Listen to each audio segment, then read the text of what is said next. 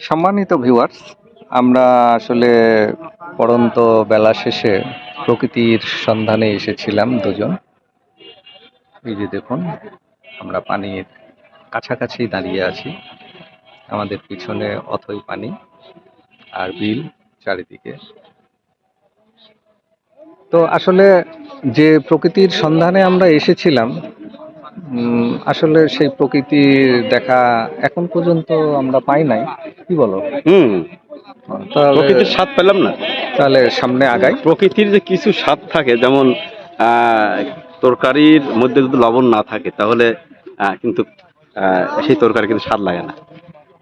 রান্না যেই করুক, যত পাকা রাঁধুনি হই, কিন্তু স্বাদ কিন্তু লাগবে না যদি লবণ ছাড়া রান্না করা হয়। তো আজকে আসলে প্রকৃতি দেখতে এসে আমি আর সিনিয়র সাংবাদিক আরিফুল ইসলাম আরিফের সাথে এই প্রকৃতির অনুভব করার জন্য এসেছিলাম আমরা। তো এসে সেই কিন্তু লবণের মতোই আর কি, লবণ ছাড়া তরকারির মতো স্বাদ পেলাম না।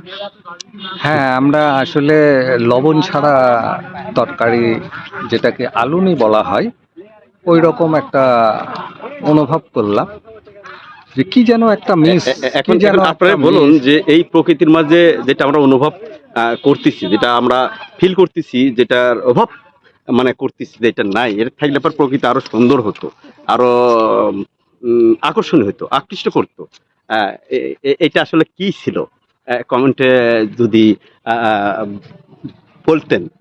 হ্যাঁ, যারা বলবেন, যারা আসলে এ বিষয়ে গবেষণা করেন, প্রকৃতির নিয়ে গবেষণা করেন, তারা হয়তো কমেন্টে জানাবেন কি অভাব ছিল আমাদের মধ্যে আজকের এই সফরে।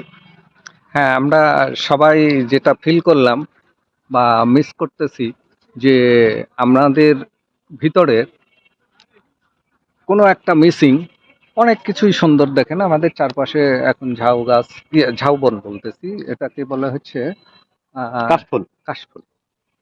কাশফুল অল্প দিনের মধ্যে কাশফুল হুম। কিন্তু একেবারেই তার যে সৌন্দর্য বিলিয়ে দিবে প্রকৃতির মাঝে।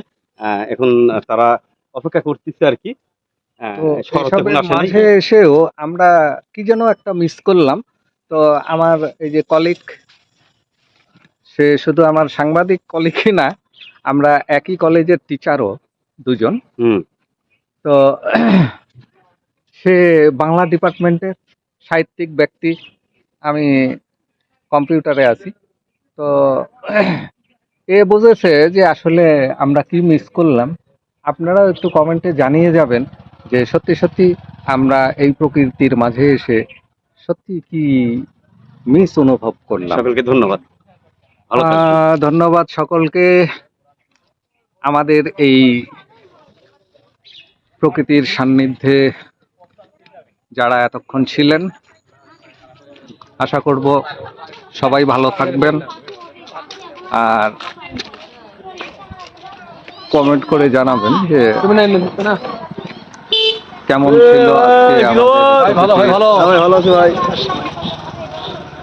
এই যে আমরা নদীর পাড়ে এসেছি, আত্রাই নদীর পাড়ে এখন। সেটা আত্রাই নদীর কোল ঘেঁষে আমরা এখন রওনা দিলাম হাঁটতে হাঁটতে দুজনে। তো ভালো থাকবেন। আর আমাদের আত্রাই নদীর বর্তমান অবস্থা, ভরা নদী, ভরা নদী। পানি বাড়ছে।